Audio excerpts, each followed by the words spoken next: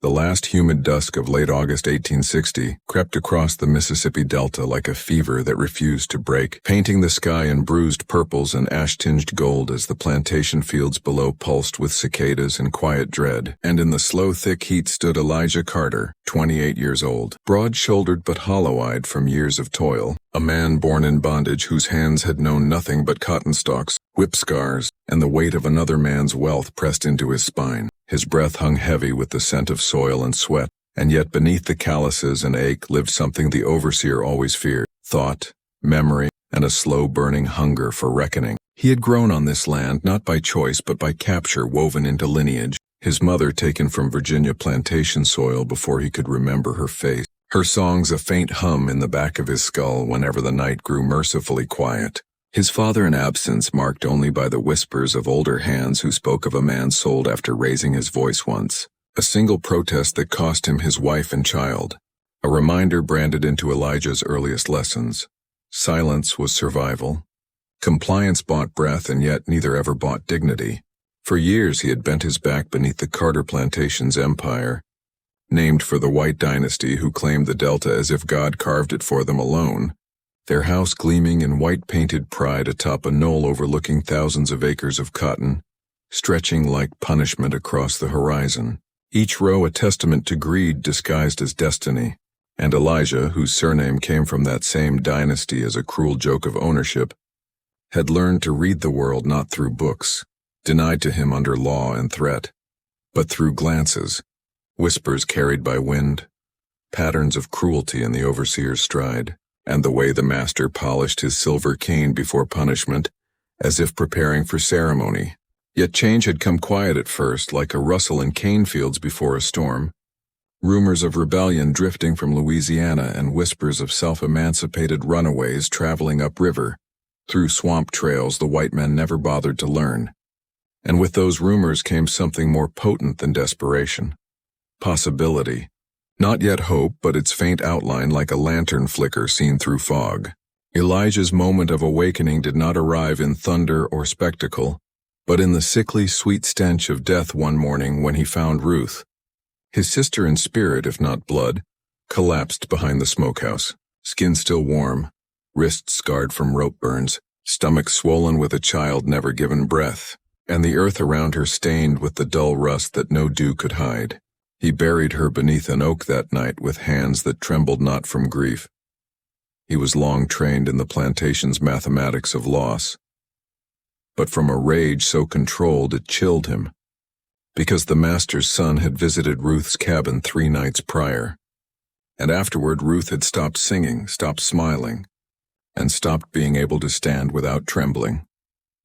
In that grave's quiet soil, Elijah understood not death but clarity. This plantation had already killed every version of life he might have lived, and what remained was not patience or endurance, but an accounting long overdue, and the land itself seemed to agree as a night breeze cut through the heat like a warning, and the branches above him creaked not with age, but with memory, Spanish moss swaying like silent witnesses to centuries of tears. He returned to the quarters that night not as a man owned, but as one reclaiming the final thing they could not steal: decision. And as he lay on his pallet staring at the gaps in the ceiling, watching stars tremble beyond wooden slats, he traced the map of the plantation in his mind. The big house with its arrogance of oil lamps and silk curtains, the smokehouse storing pork and salt, the cotton gin house thick with lint dust that clung to lungs and dreams, the stables, the overseer's cabin with its rifle rack and liquor glass always half empty by sundown, and the barn, dry as tinder after a summer with too little rain and too much greed, rafters stuffed with hay that crackled when wind brushed through, a structure built for profit, but doomed by vulnerability. Fire, he thought, not as destruction but as revelation, purification, a truth bright enough to blind those who never saw them as human, and he felt no fear in the thought, only inevitability, as if each heartbeat since childhood had pounded toward this night, each scar a verse in a prophecy of flame.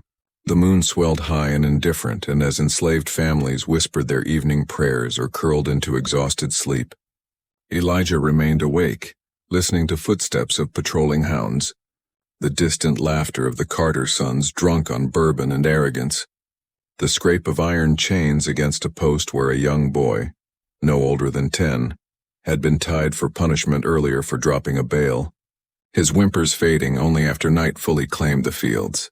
Elijah's throat tightened at that sound's ghost, a reminder that time was not luxury but countdown, that every delay meant another child lost, another woman buried, another back broken, and as he rolled onto his side, gazing at the embers of the cooking pit outside, he imagined them growing, swelling, consuming, and in that vision he did not see chaos but justice arriving in crackling red breath. History had taught him rebellion wore many masks, Nat Turner's holy conviction, Harriet's fierce guidance northward, the quiet poisonings whispered about in field gossip, and the slow sabotage in harvest seasons that turned profit into question. And Elijah did not see himself as hero or martyr, but as necessary, a man to whom suffering had not given wisdom but purpose sharpened to a blade. The night deepened, and in the silence he formed a vow not spoken aloud but carved into marrow. By dawn, this dynasty would know the fear they planted, and he would not flinch when the flames reflected in their windows, because fire did not betray. It simply revealed what already rotted beneath polished surfaces, and the Carter Empire, built on backs like his, was already smoldering in truth. All he would do was give it breath. And so, as the first owl called and crickets pulsed in rhythmic warning, Elijah closed his eyes not to rest but to prepare, knowing that tomorrow's sun would not rise upon the world the Carters believed eternal, and though he did not yet know whether he would live to see the sky unclouded by smoke, he felt something he had not felt since childhood, a calm as deep as river mud, a certainty carved by grief and hardened into resolve, and in that holy quiet, he smiled for the first time in years, because fear had burned away long before the fire he would set, and what remained was a man already free in spirit, walking toward a dawn that belonged not to the masters, but to judgment. The morning did not arrive with softness. It crawled in with a thick, tightening heat that clung to skin and crawled into lungs, a humid warning from Mississippi's late summer sky that storms, of weather or fate, do not always announce themselves with thunder, but sometimes with suffocating stillness. And Elijah woke before the horn sounded, sitting upright on his pallet as though sleep had been nothing more than a temporary negotiation with exhaustion, his heartbeat steady, his breath controlled, and his mind sharpened into a single unblinking line of purpose. The quarters moved slowly, enslaved men and women stirring with the resigned rhythms of routine carved through years of survival, and he watched as Mary gathered her little ones, smoothing their hair with fingers cracked by lie and labor, whispering a song under her breath that tried to cradle hope even as her eyes reflected defeat. Learned far too young. He saw Thomas tightening worn leather around feet, blistered from days in the scorching fields, jaw clenched, shoulders slumped in a posture that had become his armor. He saw old Isaac stretching stiff limbs, bones protesting with the creaks of a life spent bending, his gaze distant as though already in conversation with ancestors waiting in the soil. Elijah absorbed each detail not in sadness but in recognition that this community, held together by shared grief and stolen futures, stood on the edge of something it did not yet know, a precipice invisible to every soul except the one who had decided to walk into the fire first. The horn's shrill cry cut through the thick air, signaling the day's labor, and like obedient shadows they moved, bare feet lifting dust, bodies aligning into lines that marched toward the fields not as workers, but as extensions of a system designed to squeeze breath from hope and turn bone into profit. Elijah's feet touched the earth with a new steadiness, and as he picked up his burlap sack and moved into the rows, the cotton plants brushed against his fingertips like dry whispers of past lives, each bowl a reminder of how many years had been spent nourishing the wealth of another man's name. The overseer, Harlan Briggs, rode through the rows with the swagger of a man who believed power flowed through his veins by birthright. His leather whip coiled at his hip like a serpent fed on fear, his pale eyes scanning for the slightest sign of rebellion, laziness, or humanity to punish back into submission. He did not glance twice at Elijah, because men like him never sensed danger from those they thought fully owned. And that blindness, was the first crack through which fate seeped. Elijah worked, his hands moving in practiced rhythm, plucking cotton buds, tossing them into the sack slung across his shoulder. But he was not gathering crops, he was gathering time, stretching each moment so that impatience could not betray him. And as the hours crept with the oppressive slowness of heat-thick noon, he catalogued the plantation's pulse, who walked where, when guards changed their watch, how the kitchen fires flared at sunset, how the gin house doors were barred each night, and where the keys hung on the nail outside the overseer's office, keys no one believed a slave would dare to touch.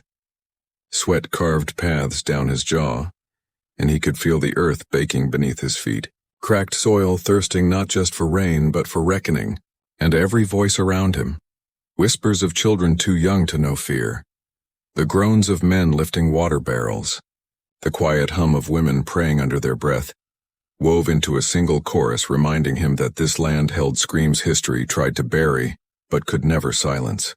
When midday came, the bell rang for the short meal break, a ritual of survival rather than rest.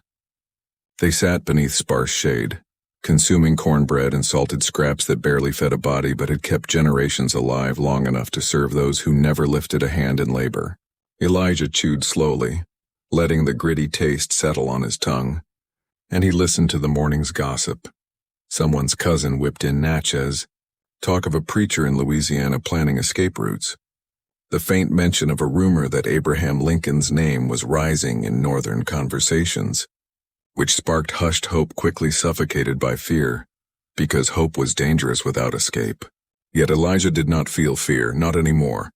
The decision etched into his bones had burned nerves into steel, and while others saw another day of survival, he saw the last day the Carter Empire would wake to its illusion of invincibility. When the bell called them back to labor, he rose with silent determination, eyes fixed not on the cotton ahead but on the horizon, where evening would bring cover for destiny. Hours dragged, sun sinking in slow cruelty, and when dusk finally bled across the sky, turning clouds into red streaks like wounds across heaven's skin, Elijah felt the air shift, the kind of shift animals sense before lightning strikes. When every leaf trembles not in wind but in warning, the plantation retired in routines sharpened by decades. Workers herded back to quarters, children tucked onto straw pallets, the overseer locking barns and gin house, white family gathering on the veranda with glasses clinking and laughter drifting in arrogant comfort, unaware the world beneath their feet had begun to tilt. Elijah waited until the night thickened enough to smother footsteps, until cicadas masked movement, until lanterns in the big house dimmed one by one, and then he stood, every muscle steady, every breath calculated like a soldier preparing not for battle but for liberation through destruction. He stepped out of the quarters careful and silent, body moving like a shadow birthed from the very soil that had been forced to sustain him, and each step drew him closer to the barn, tall, brittle, packed with hay and tools, a skeleton of wood primed to scream once flame kissed it. He had prepared earlier, unnoticed by anyone too accustomed to seeing enslaved labor as background, gathering small cloth scraps and a bit of lamp oil lifted quietly from a shed, not theft but reclamation from those who stole entire lives. His hands did not tremble as he soaked the cloth, nor as he placed it beneath the hay near the wooden beams, choosing corners where fire would breathe strongest before anyone woke to what was happening. And he paused only once, not in doubt but in profound stillness, listening to the night as if awaiting a sign from those who had fallen before him, and in that silence he felt more than heard the weight of generations pressing behind his spine like a wind, his mother's vanished voice, Ruth's broken body, the cries of children born into chains, the silent prayers of men who died without ever tasting freedom. And in that invisible chorus he understood that this was not simply vengeance. It was burial for a dynasty built on bones. He struck flint, tiny spark like a star birthing in darkness, and as the cloth caught, flame licked like curiosity, then hunger catching dry straw, climbing wood in delicate orange threads that twisted upward like hands reaching for sky. And Elijah stepped back, eyes steady, not marveling but witnessing as the first crackle rose, sharp and quiet like the clearing of a throat before history speaks. He did not run. Instead, he walked to the next target, the storage shed near the gin house, because fire, like justice, spreads best when fed in waves, and he moved without haste, knowing panic would come soon enough from those who had sown it. Tonight his role was calm execution of truth. As flame grew behind him, brightening the sky with a glow that had not existed moments before, he felt the heat on his back like a baptism, and for the first time he inhaled without feeling the plantation press into his lungs. He inhaled freedom. Not granted, not begged for, but taken, carved, ignited. In the quarters, whispers began, startled breaths, confused murmurs. Then the first scream from the big house, shrill and disbelieving. Because fire where fire was not meant to be was the first crack in the illusion of control. The first intrusion of vulnerability into a world constructed on dominance. Elijah kept walking, every step measured. And if someone had seen his face in that moment, they would not have seen rage. They would have seen peace, cold and resolute. The peace of a man who had already died every death they could inflict and chosen instead to live as the match that lit truth. Above him the night trembled, and the Carter plantation, proud, sprawling, gilded in wealth ripped from the backs of those who now watched, had begun to burn. Panic was not a sound at first, but a tremor in the air. A vibration that rippled through the cotton rows still warm from the day's toil, through the cabins where exhausted bodies startled awake, through the bones of the land itself as fire reached upward and declared judgment. And then, like thunder cracking open the sky, voices erupted, shouts from the big house, the overseer's curses cutting through the night, barking dogs lunging against chains, the frantic clatter of boots striking wooden steps, all layered beneath the rising roar of flames devouring timber as if swallowing years of cruelty in one ravenous breath. Elijah did not turn to watch the barn collapse into burning ribs. He could see the glow painting the sky, could feel the heat expanding behind him like a second sun, but his eyes were fixed on the gin house, heart of profit, machine of suffering, the place where cotton dust choked lungs and fingers bled raw to feed markets far away, where men in polished shoes debated politics over fine whiskey, without ever touching the agony that built their wealth. He reached the building's corner, shadows flickering across his face as embers danced on the wind like restless spirits, and he ducked beneath the side window, careful, silent, calculating. Nearby, the Carter sons shouted orders thick with fear disguised as authority, voices cracking as they yelled for water buckets, for horses, for men, for anything that could halt the truth rising in flame before their eyes. But even their command had faltered, because power built on certainty fractures the moment certainty burns. Elijah had only moments before the overseer realized the fire was not an accident, before suspicion sharpened into pursuit. So he moved quickly, soaking another bundle of cloth, sliding it beneath dry lint piled thick against the wall like powder awaiting spark. And as he touched flint to fuel, the flame leapt eagerly, as though the building itself had been praying for this moment, through endless seasons of toil. He backed away, breath steady, and for the first time since setting the fire, he saw others stirring, faces emerging from the shadows, frightened, wide-eyed, unsure whether to run or watch or pray, many clutching their children, some gripping one another's arms, anchored not by certainty but by disbelief at witnessing what they had always been told was impossible. The plantation bleeding. Mary stood among them, her youngest pressed to her hip, her face streaked with fear and awe, her whisper trembling. Lord, have mercy. Though whether she meant mercy for the flames or for the souls who started them, even she did not know. Nearby, old Isaac leaned on his cane, eyes narrowed not in panic but in recognition, as if something long buried within him had just stood up straight for the first time in decades. Memory stirring of revolt spoken only in coded song, of Haitian whispers passed through generations like hidden scripture, and his lips pressed into a line not of dread but reverence. A young boy, no more than 12, tugged at Elijah's sleeve with trembling fingers before Elijah even knew he had been seen. The child's voice barely audible beneath the chaos as he breathed, "Is it time?" And Elijah looked at him, not as a child of bondage but as the future this night demanded, and nodded once, slow and deliberate, because children in chains did not need gentle truths. They needed freedom louder than fear.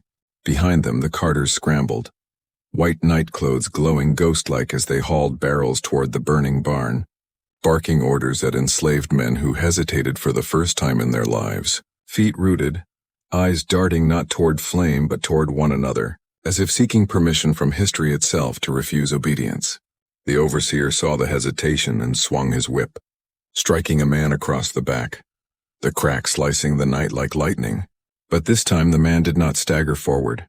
He stood still, jaw clenched, eyes dark with a defiance born not of anger but awakening, and the overseer, realizing too late that the dynamic had shifted by degrees he did not understand, swung again only to have his blow met, not by submission but by the sudden clang of metal.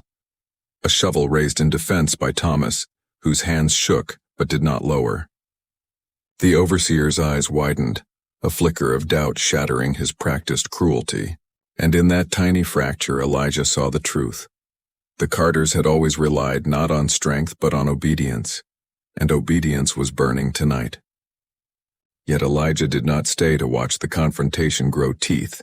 His task was not to strike blows but to ensure flame reached every artery of the plantation's power, and so he slipped past the commotion, keeping low along the shadowed path toward the stables where horses stamped nervously, sensing danger with instinct more ancient than human mastery.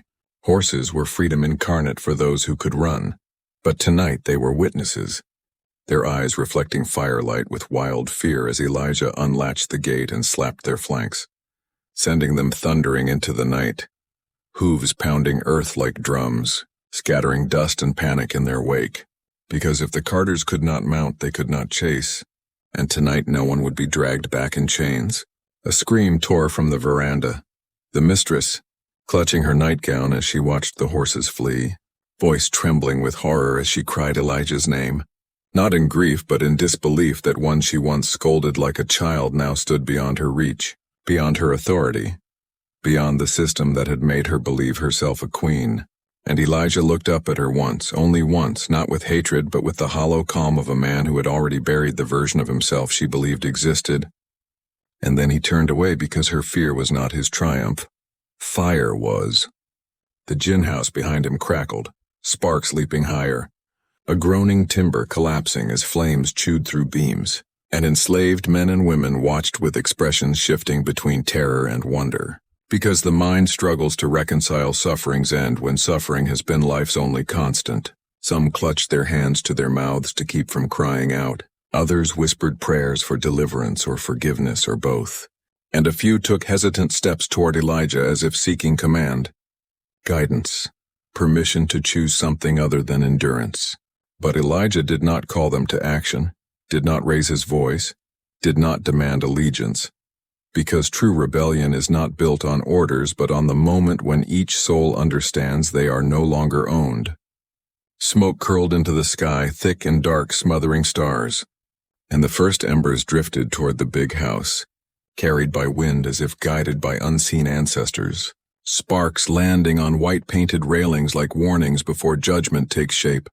Inside, the master's voice thundered, barking frantic directives drowned beneath the growing roar of fire that would not obey him, and Elijah felt a slow, heavy ache in his chest. Not regret, not fear, but the weight of transformation, because to destroy the machine meant also destroying the world that shaped him, and liberation carved through bone as much as through wood. Children cried, dogs howled, metal clanged, fire cracked, voices collided, and above it all, the night itself seemed to hold its breath, aware it was witnessing a moment time would try to bury but never fully erase, a moment born not from rage alone but from calculation, conviction, and the unbearable math of stolen humanity repaid at last. Elijah turned toward the quarters, scanning faces, and in their eyes he saw what he had hoped for. Not blind obedience, not fear-driven submission, but the first flickers of choice, trembling but alive, and he knew then this night had already succeeded. Even if he fell before dawn, even if they captured him, even if blood stained this soil before it tasted freedom's full measure, the dynasty had cracked, the illusion had shattered, and the world before him was no longer the same world as the one he woke in. Somewhere in the distance a gunshot rang, sharp and panicked, splitting the night like a desperate plea to restore order, and women screamed as hounds broke free, teeth bared, voices savage and hungry. But Elijah did not flinch. He stepped forward, shoulders squared, because those hounds had chased him all his life, and tonight he did not run. Chaos did not explode all at once. It rippled outward like a shock wave moving through flesh and soil, each second deepening the fracture between the world the Carters believed eternal and the world now being born in flame. And as the hounds surged into the yard, muscles taut, teeth flashing under firelight, Elijah stood at the center of the unfolding night as though carved from something older than terror, a still point amid violent unraveling. The first dog lunged, jaws snapping for his leg, but Elijah pivoted, grabbing a broken fence post from the ground and swinging with a force forged in cotton rows and cages of generational grief, wood cracking against bone, sending the animal yelping into the dark while another circled, growling, pacing, confused by this man who did not run and did not bow, and in that confusion, enslaved men and women watched in breathless disbelief, because they had seen hounds chase runaways, tear flesh, silence hope, and yet here the hound hesitated. As though the fire had shifted more than wood and air, Mary clutched her children close, whispering prayers mixed with fear and awe, her voice shaking as she murmured courage into young ears that had never imagined a night when their world could turn inside out. Old Isaac stood straighter, hand firm on his cane, watching Elijah the way elders once watched prophets in stories whispered before sunrise in slave cabins, stories white men tried to bleach out of memory, but which clung stubbornly like soil under fingernails. The tale of Moses and burning bushes, of deliverance that required fire before freedom, of leaders not crowned but forged in pain. Thomas, still gripping the shovel from earlier, stepped forward not with bravado, but with fierce trembling resolve, positioning himself beside Elijah like a man realizing he had already crossed the threshold of fear, simply by lifting a tool in defiance. And there in his eyes burned the beginning of a collective truth. Once a man resists oppression, even silently, he is never again wholly owned. He is never again wholly owned. The overseer reappeared then, breath heaving, shirt soaked with sweat and soot, whip raised again not with confidence but desperation, his face twisted with the dawning horror that control was slipping like sand through his grasp, and he pointed the barrel of a pistol at Elijah, voice hoarse as he shouted threats meant to tame, to command, to reclaim dominion. But the words fractured mid-air because authority built on violence collapses, when violence loses power to intimidate. Elijah did not speak. He simply stared back, expression colder than the steel aimed at him. And that silence, heavy, deliberate, sovereign, rattled the overseer more than any shouted challenge. It was the silence of a man who no longer accepted the script assigned to him by a system that mistook muscle for obedience and breath for permission. Before Briggs could fire, a sound cut through the night, a scream not of pain but of raw, guttural terror from the big house, followed by frantic cries of, "The porch! The porch is catching!" And suddenly the whip hand wavered, the gun barrel drooping as survival instincts overrode cruelty, because fire, unlike enslaved bodies, did not yield or beg, and the house the overseer served with blind loyalty now burned with merciless indifference. Briggs stumbled backward toward the blaze, torn between his role as enforcer and the instinct to protect his own flesh, leaving a trail of curses that dissolved beneath the crackling roar as the fire climbed porch beams like vengeful scripture, licking white pillars until they blistered and blackened, devouring symbols of Southern pride with the same hunger that once devoured black bodies in silence. The mistress screamed again, her voice sharp as shattered glass, clutching a silver crucifix as if God would descend and halt the flames, simply because her prayers were loud and her tears clean. But divinity had already chosen its side tonight, not in the form of miracles, but in the simple truth that oppression always plants seeds that eventually demand harvest. Elijah moved again, not with haste but with certainty, gesturing once toward Thomas and the other men who stood rooted between fear and awakening. No words passed, yet understanding did, carried not by language but by the shared recognition that dawn would not forgive those who stood idle tonight. Thomas nodded, breath trembling but resolve growing like a heartbeat finding rhythm, and he followed Elijah toward the tool shed, where pitchforks, axes, and farm implements lay. Objects designed for labor but now repurposed by history into instruments of reclamation. As they armed themselves, no cheering rose, no triumphant cries broke the night. Rebellion here did not wear bravado. It wore grief hardened into decision, sorrow sharpened into edge, a quiet, reverent determination befitting souls who understood freedom was not spectacle but necessity. Behind them, the enslaved women gathered children, murmuring instructions in hurried whispers. Hide if shooting starts, run if flames spread. Stay near elders, but they did not tell their children to obey white voices tonight. Instead, they told them to hold quiet and witness, to remember because memory was the weapon the enslaver feared most. At the same time, several younger men hesitated near the quarters, torn between terror and destiny. But when old Isaac lifted his cane like a staff and said in a trembling but firm voice, "Ain't living worth nothing if you kneel to fire and fear," it was as though ancestors themselves had spoken, and the men stepped forward, joining the arc of history forming in the dirt. The carter's sons, red-faced and coughing, rushed from the house with rifles trying to form a perimeter. But fear had cracked their arrogance. Instead of steady control, their hands shook, their voices broke, and their commands sputtered as if language itself had abandoned them. One fired a warning shot into the air, the sound echoing across the delta like a desperate plea not to the enslaved, but to the world that once obeyed them. Remember who we are. But titles and lineage meant nothing to fire, and Elijah walked through that echo like a man walking through wind undeterred, because identity forced upon a body dissolves the moment that body rises and claims its own name. Panic spread among white workers and hired men, eyes darting not just to the flames but to the enslaved people who no longer bowed. And suddenly the hierarchy that ruled every breath on this land collapsed into raw instinct. Some white men dropped tools and fled. Others shouted frantically for order that no longer existed. And one stumbled backward, tripping over a fallen barrel as if fleeing ghosts only he could see, ghosts of every lash, every scream, every stolen life now returning in the shape of fire. Elijah felt none of the exhilaration men dream rebellion might bring. He felt the weight of consequence, the gravity of choice, and beneath it all, quiet but unshakable, a sacred stillness, as though somewhere beyond the flames Ruth watched, and his mother's voice hummed not with sorrow but pride. He saw futures branching, capture, death, escape into swamps, perhaps stories whispered for years, perhaps silence swallowed in mud.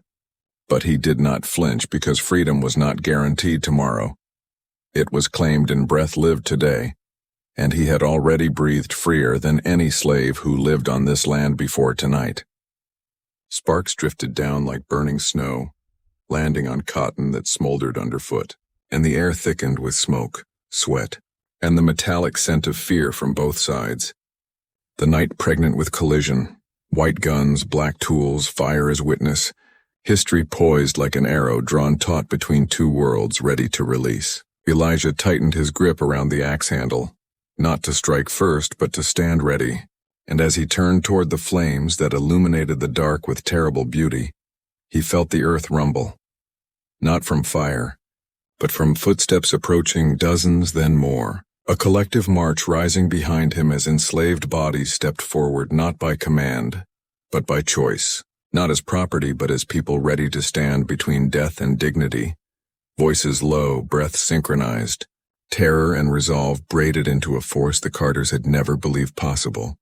And in that moment, against the backdrop of burning wood and collapsing ceilings, Elijah understood. This night was no longer his alone. It belonged to every soul on that land who had ever bled for another man's comfort, every ancestor who whispered resistance in prayers, every child born into bondage who now stared at fire with the faint reflection of freedom in their eyes. History had already turned. There was no returning to the world before the spark. The night did not end with flames. It unfolded like a long, trembling breath held between despair and deliverance, and when dawn came, it carried more weight than light.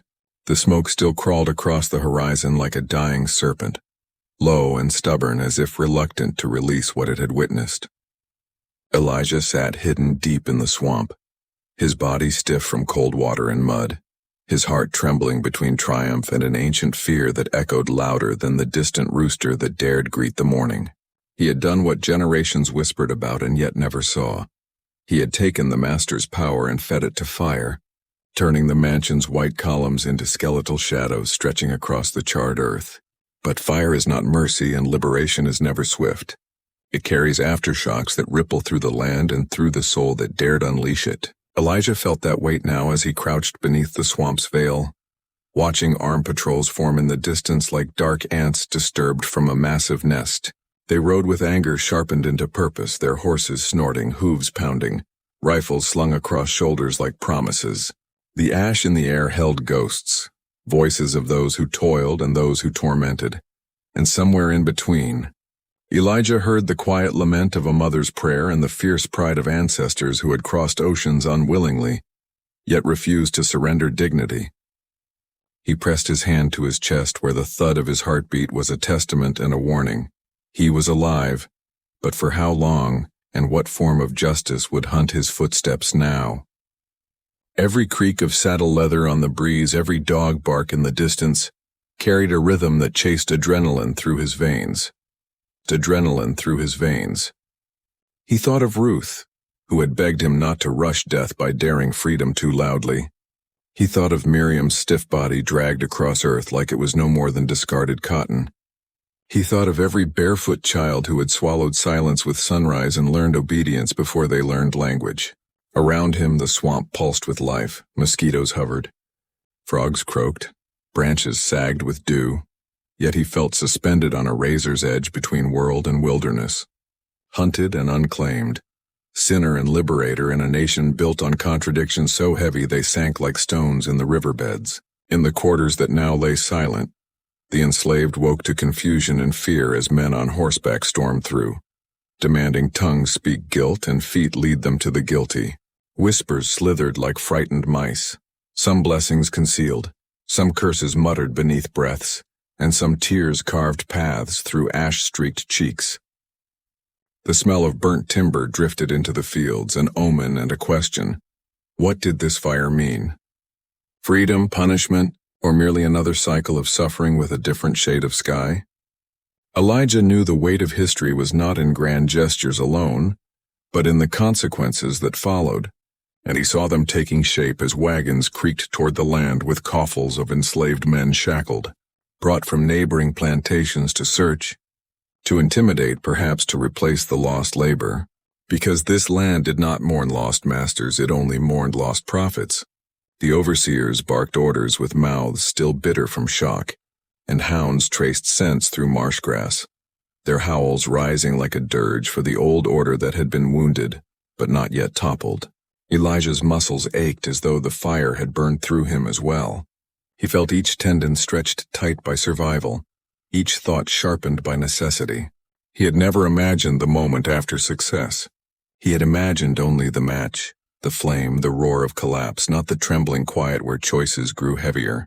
He could run deeper into the swamp where maroons had once carved out lives in shadows and roots, where Spanish moss draped like the shrouds of forgotten dead, where freedom was a feral thing that demanded hunger, solitude, and patience. Or he could return to the others, to Ruth's wide eyes and Daniel's clenched fists, to the community that raised him even if they had not dared the fire with him. But returning brought risk, betrayal, forced confessions, torture under whip and chain, and yet abandoning them carved hollows inside his chest where loyalty had lived. Somewhere a baby cried, a sound fragile yet stubborn like the first green shoot after winter. He knew that sound meant life continued even when fear wrapped around the earth like vines choking a tree. His stomach twisted with hunger and dread. The mud on his skin dried to a cracking armor. He tried to breathe slowly, but breath felt like something borrowed. He remembered the psalms whispered in the quarters, the ones overseers forbade but could not extinguish, and they wove through his mind with the rhythm of river reeds swaying. Deliverance is not the absence of suffering, but the presence of purpose. The phrase anchored him as hooves splashed somewhere nearby. A dog barked. Men cursed. Elijah froze. His blood turned cold as the swamp water. He pressed deeper into reeds that clawed his face. The hunters paused close enough that he could hear the leather creak and the dog sniff. Puzzled. Time held still, suspended like dust in a sunbeam, until someone called from farther off and the riders turned their mounts away, leaving ripples on the water and terror lingering in the reeds. Elijah exhaled shakily, feeling a tremor run through his limbs and settle in his bones. Survival was not triumph. It was endurance sharpened into instinct. He dug mud over his skin again, disguising human scent with earth, a ritual as ancient as hunted manhood. The stories told in hushed tones across plantations, of rebels caught, bodies displayed as caution, names erased but defiance remembered, pressed into him like invisible weights. He thought of Denmark Vesey, betrayed before his rebellion ignited, of Nat Turner hunted like an animal yet immortal in whispers. Elijah was not seeking immortality. He sought a future where his body was not owned and his children, if fate ever allowed him such blessings, could live without chains at their ankles or in their minds. The fire was a message carved in flame, but messages could drown if not carried forward. He would need allies, secrecy, a plan. The night had been an ending. The morning demanded strategy. From across the swamp he saw the glint of steel shackles being carried like tools of harvest. He heard women praying beneath their breaths for mercy or justice or a miracle. He heard men forced to lie about what they did not know, voices cracking under pressure. He felt the land shift, fear tightening into resolve in some, into submission in others, into rage coiled like a rattlesnake waiting to strike when least expected. Elijah did not crave violence for its own sake. He craved equilibrium, a world where power did not need blood to assert itself. Yet in 1860 Mississippi, justice wore no gentle cloak. It came in flame, in flight, in whispers in the dark. He closed his eyes and tasted smoke on his tongue. Not as guilt, but as remembrance, a reminder that he had changed the landscape, however briefly, however precariously. He knew the patrols would not rest, that slave catchers with iron traps and muskets would comb the land, that rewards would be posted, that betrayal bought bread when hunger gnawed too deeply. But he also knew something else. Fear traveled through oppressors too. They would sleep with rifles at the ready, with dreams haunted by the thought that the next match might be struck from a hand they believed broken. Elijah stood slowly, mud cracking, breath steadying, spine straight as a soldier's though no army claimed him. The swamp accepted him silently, like it had accepted fugitives long before him. In its shadows he was neither ghost nor captive. He was possibility, and possibility once awakened spreads like fire. He would move deeper, find those rumored maroon enclaves near the Yazoo swamps, seek guidance from those who had carved life from wilderness. He would return when the land forgot his footsteps but remembered his defiance. For now he slipped through reeds like a silent prayer and vanished into the morning fog, while behind him the plantation world, burned but not broken, trembled under a truth it could not unsee. Revolt was not an event. It was a seed, and he had planted it in ash. The swamp did not simply hide Elijah, it remade him, shaping him into a creature of shadows and silence. Part mud, part man, part memory of a world that called him property, but now feared his name whispered through the cane. Days bled into nights, and nights bled into something beyond time. No calendar, no bells, no overseer's horn to signal labor, only the slow rhythmic breathing of the wilderness and the pounding pulse of a hunted life. Hunger gnawed at him first, sharp and insistent like a lash across his ribs. Thirst followed, then exhaustion. But stubborn resolve settled deeper, heavier, stronger. He gathered cattail roots and chewed bitter bark, drank from rain pools slick with swamp sheen, slept in bursts curled against tree roots like an animal learning to reclaim instincts beaten out by generations of captivity. The swamp was a graveyard for those who entered unprepared, but it was also sanctuary carved by those who refused to bow. Its dense canopy filtered light into something sacred. Its water held secrets. Its silence held histories. Elijah moved slow, learning where the ground sank to swallow careless feet, where snakes curled in patient hunger, where the air shifted before dogs caught a scent. He smeared crushed leaves into his skin, rubbed peat moss into his clothes, masked his presence until even he could barely feel human among the reeds. And yet humanity clung to him in moments he did not expect. When he traced the memory of Ruth's face in the water's trembling reflection, when he recalled the hymn her mother hummed while braiding her daughter's hair, when he remembered the fragile hope that once flickered in Daniel's gaze. Those memories fed him more than cattails. They gave purpose to each step deeper into wilderness. Still, the world beyond did not rest. It roared with the fury of those humiliated by fire. Pauses trampled the land with horses foaming at the mouth, men barking orders, rifles gleaming, dogs dragging scent trails through mud and briars. Posters began appearing in towns and crossroads, names not printed, for a slave did not legally warrant that dignity, but descriptions scrawled, rewards promised, threats made clear. Runaway, they called him, though he had not run. He had risen. Whispers spread through plantations like storm clouds, overseers doubling patrols, masters sleeping with pistols at their bedside, enslaved men and women forced into lines and interrogated, their backs bearing lashes for words they never spoke. Children were separated from parents, old men beaten for trembling instead of answering quickly enough. Women questioned with hands gripping their arms too tight. Fear became a second language, but beneath it something else stirred. Quiet pride among some, resentment sharpening among others, the fragile spark of possibility flickering in dark corners. Elijah did not witness these tremors, but he felt them like vibrations through the soil. Rebellion is not a solitary act even when done alone. In time he reached the heart of the swamp, where trees leaned ancient and heavy, their roots tangled like the braided histories of Africa and America, where the earth whispered legends of those who came before. And then he saw them, faint shapes at first, the glimmer of firelight hidden under a shelter of palmetto leaves, the hushed murmur of careful voices, the glint of eyes watching him with suspicion carved from survival. Maroons. They moved like ghosts, hardened by years of evasion, bearing scars not just on their skin but in their posture, in the way they held tools as if expecting violence at every breath. A tall woman with hair bound in cloth and a gaze sharp as a hawk stepped forward, spear in hand. Her voice when it came was low and steady, shaped by worlds both remembered and endured.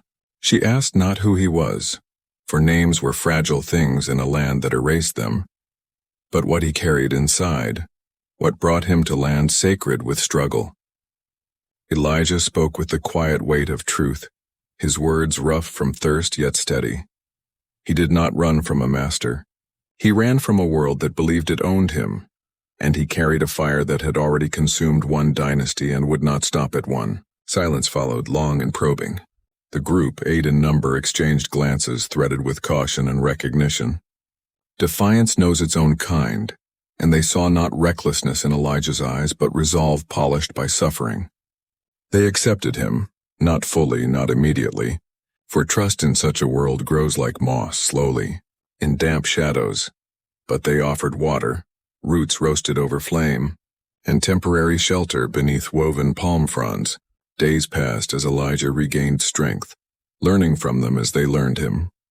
There was Abena, the elder woman who spoke with an accent older than slavery, carrying fragments of West African memory like sacred relics, names of rivers, herbs that healed, prayers whispered to ancestors. There was Moses, a towering man who once broke iron shackles with his bare hands and wore the faint scars of chains across his shoulders like badges. There was Esther, silent and watchful, who crafted snares with nimble fingers and moved like wind through trees. Others came and went, scouts bringing news from beyond the swamp. The burned plantation had become a warning. Slave patrols doubled. Rumors swirled that multiple enslaved men had been executed, though none confessed. Fear was both weapon and wound. Elijah listened, the weight of consequence pressing against his chest. He had ignited something irreversible. The Maroons did not judge him. They lived in rebellion as natural as breathing. But they taught him caution sharpened by history. A fire is a beginning, Abena murmured one night by the smoldering embers. eyes reflecting both wisdom and grief. But fire alone cannot build a nation. Flames end things. People build things. He absorbed her words like scripture. The swamp hardened him but also steadied him. He trained his body to move without noise, learned to craft simple traps, learned which plants nourished and which killed. He learned patience, the slow-breathing patience of those who survive in hostile lands by waiting, watching, striking only when the world blinks. He began to see beyond his own vengeance, to the fragile architecture of freedom that required more than a single explosion of rage. Yet each night, as cicadas hummed and water lapped softly against roots, he felt the tug of unfinished chapters beyond the swamp's veil, the faces he left behind, the chains still clamped on others, the quiet eyes of children growing under a sky that did not yet belong to them. Freedom in the wild tasted sharp and clean but incomplete. He had not sought merely to escape. He had sought to reclaim something larger. And so, while the world hunted his body, something else hunted his spirit. Purpose. He knew he could not remain hidden forever. Survival without meaning was another form of imprisonment. The Maroons sensed this restlessness and did not quell it. They had not come to the swamp to live invisible forever. They spoke in late-night murmurs of uprisings rumored in distant counties, of enslaved boatmen moving messages across rivers, of abolitionist whispers seeping down from northern soil like slow-running sap, of Union-leaning pockets even in Mississippi, where white men muttered treason to the Confederacy in waiting. The nation trembled on the brink of war. Politics churned like thunder far away, and plantations clung harder to order as it slipped like sand through their fists. Elijah listened and realized his fire had not burned in isolation. It burned in a moment when the country itself was cracking. And when systems crack, even small flames matter. Winter came early to the swamp, frost clinging like memory to leaves. Nights colder, wind sharper. The Maroons shifted camp deeper, more hidden, wary of hunters driven desperate by humiliation. Elijah rose before dawn each morning, his breath misting as he stood on a ridge of earth and watched mist swirl above water like breath rising from the land. He was not the same man who struck the match. He was harder, quieter, and yet more certain. One morning, as pale sunlight filtered through moss, he tightened a woven pouch at his waist, dried roots, flint, a bone-handled knife, and turned to the group. Abena looked at him with a knowing that came from decades of exile and resistance. "You will return to the world," she said softly, not as question but truth. Elijah nodded, throat tight, words unnecessary. "Carry the ancestors with you," she whispered, touching his shoulder. "And do not mistake revenge for freedom." The first burns hot, the second builds slow. He stepped into shallow water, each step a vow. Behind him the swamp breathed, ancient and protective. Ahead the world waited, broken, violent, trembling on the edge of something vast. He did not know whether he would stir rebellion, rescue those he left, or die with defiance in his chest. But he knew this: he would not vanish into swamp fog like a ghost. He would return as a living ember. Fire does not die in darkness. It waits for wind. And the wind was coming. He emerged from the swamp not as a man returning, but as a force crossing a threshold, stepping from mud and hush back into a world of roads, fences, and watchful eyes that had forgotten him, only because fear had grown tired before memory had. Winter's breath clung to the earth. Frost whispering across fields where enslaved men swung hoes with shoulders bowed under both cold and command. Women hauled water with hands cracked from labor, and overseers paced like wolves guarding a dying kingdom. Elijah stayed to the tree line, observing from shadow, a silent witness to the unchanged brutality that thrived despite his fire. One plantation, burned to bones and ash, had not freed the land, only wounded a serpent that now coiled tighter. Yet in the faces he studied from distance he saw something new, small as a heartbeat but alive, the faint flicker of daring, the quiet tilt of heads when whispers passed between laborers, the subtle way some men carried themselves a fraction taller, as if the ground no longer held them with the same weight. The fire had not freed them, but it had cracked the world, if only a hairline fracture. Elijah followed the river south, moving at night, pausing by day in cane breaks and abandoned sheds. News traveled differently now, faster, sharper. War talk spreading like weeds, secession declared not far away, white men arguing in hushed urgency at crossroads while enslaved ears listened, learned, calculated. He heard of masters losing sleep, of new patrols formed, of rumors that the fire starter had slipped into Louisiana or died in the swamp or become a black specter wandering the wilderness. Ghost, devil, hero. Each story shaped by fear or hope, but none spoken openly, always carried in breath like a secret prayer. He crossed paths with enslaved men hauling timber under guard. One locked eyes with him, recognition flickering. Not of face, for mud and time had altered him, but of something deeper, a spark that passed between them like flint striking steel. Between them like flint striking steel. Elijah kept moving. On a cold dusk, he reached the outskirts of the plantation he once knew so intimately its soil had memorized his footprints. Smoke from surviving cabins drifted upward, familiar in shape but changed in meaning. The big house, once towering and arrogant, was gone, reduced to rubble months now settled, scorched stones half buried in winter weeds. Where porches once shone and windows once commanded, only charred beams jutted like ribs of a carcass. Elijah stared long, breath steady, no triumph left in him, only solemnity. He had ended a reign but not the system. The machine lived, fed by law and greed and fear. But every machine breaks when enough teeth crack. He slipped around the quarters, staying unseen until he saw Ruth. Time had not broken her posture. She walked with tired shoulders but unbent spine, cradle cloth slung across her chest holding a child. His chest tightened, not from jealousy or longing alone, but from the raw truth of life continuing through hardship, of young blood carried forward even when hope staggered. Ruth paused by a well, humming low to soothe the infant. Her voice was softer now but steadier, wrapped in something like grit turned into lullaby. Elijah stayed hidden, the ache of wanting to speak fighting the necessity of silence. He had no right to drag her into danger. His path now lived outside the walls of domestic hope. Still, he whispered her name in his mind, and it tasted like memory sharpened into vow. He turned to leave when a small figure stumbled into view. Daniel, older now, leaner, eyes harder. A man rising where a boy once stood. Daniel glanced toward the tree line, gaze sharp, catching a movement Elijah didn't intend to show. They froze. Recognition flared, not in features altered by time, but in stance, in the quiet electricity of kindred rebellion. Elijah lifted a finger to his lips, not command but plea. Daniel gave the slightest nod, a promise of silence born not of fear but loyalty. And then he did something unexpected. He placed his hand over his heart, subtle, fleeting, as if saluting the ghost of courage that had once lived in a fellow's bones. Elijah returned the gesture before melting back into brush. He left with breath heavy yet spirit steadier. The world remembered him where it mattered, not in records but in rhythm.